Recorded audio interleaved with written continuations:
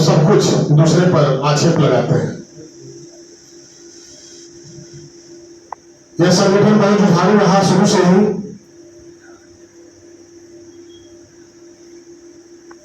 बाद में स्थिति थोड़ी इसकी गड़बड़ हो गई। हमारे तथाकथित जो पदाधिकारी थे अपने निजी स्वार्थों में लिप्त होकर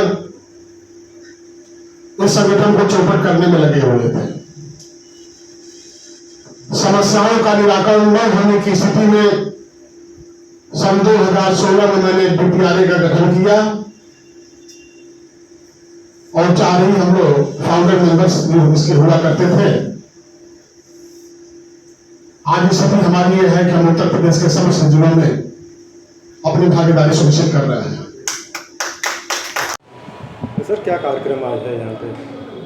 आज डिप्लोमा फार्मासिस्ट राजपत्रित अधिकारी एसोसिएशन शाखा गोरखपुर की एक बहुत महत्वपूर्ण बैठक पहले से निर्धारित थी, तो वही बैठक आज आयोजित की गई है। और आज के बैठक के मुख्य रूप से 3 एजेंडा रहे हैं।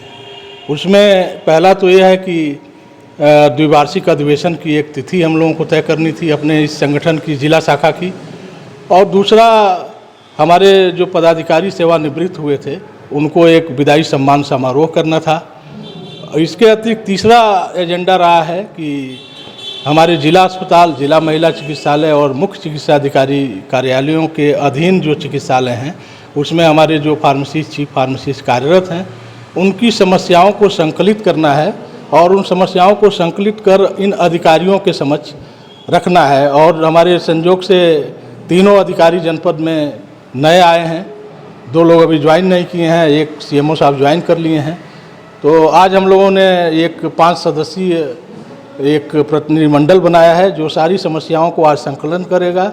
और जब हमारे अधिकारी जो ज्वाइन कर लेंगे और मुख्य चिकित्सा अधिकारी ज्वाइन कर चुके हैं, इनको मिलके इनको सम्मानित भी करेगा और अपनी समस्याओं का एक पत्रक भी इनको देगा और उनसे आग्रह करेगा कि हमारी ये समस्याएं हैं और उसका निदान किया जाए। किस प्रकार की समस्याएं जो है? समस्याएं जो मुख्य रूप से प्रकाश में आई हैं, जिला चिकित्सालय में जो बड़ा चिकित्सालय है, मंडलीय चिकित्सालय है, यहाँ सर्जिकल स्टोर और मेडिसिन स्टोर अलग था, उसके अलावा एक डेड आर्टिकल के स्टोर अलग थे।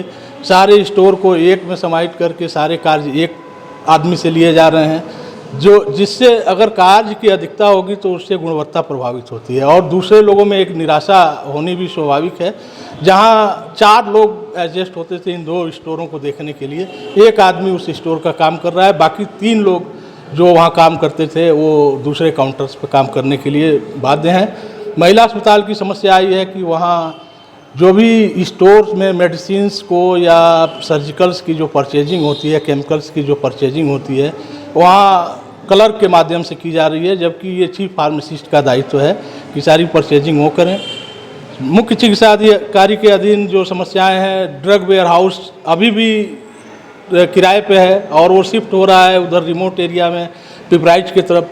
अगर कोई हमारा साथी डेरवा से या गोला से या बेलघाट से दवा लेने के लिए आता है तो उसको एक दिन वहाँ हाल्ट करना पड़ेगा, तभी वो दवा लेके जा पाएगा।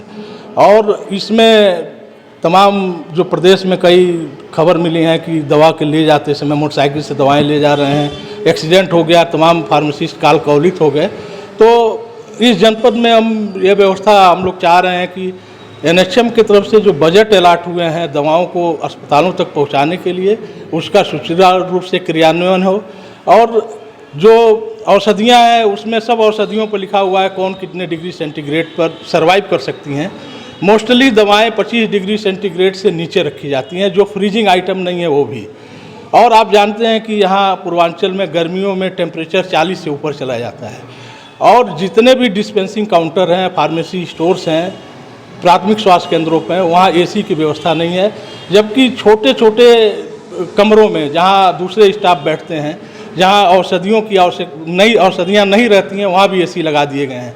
लेकिन ये जनहित के साथ खिलवाड़ हो रहा है। अगर हम 25 डिग्री सेंटीग्रेड पर रखने वाली दवाओं को 40 डिग्री सेंटीग्रेड पर रखेंगे तो निश्चित रूप से उनकी गुणवत्ता प्रभावित होगी।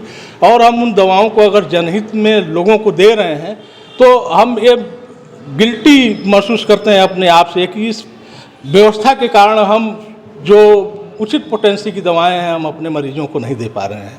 तो इस संबंध में भी हम अधिकारियों से वार्ता करने वाले हैं। मैं DK सिंह हूँ, मंत्री हूँ संगठन का, DPRA का जिला मंत्री।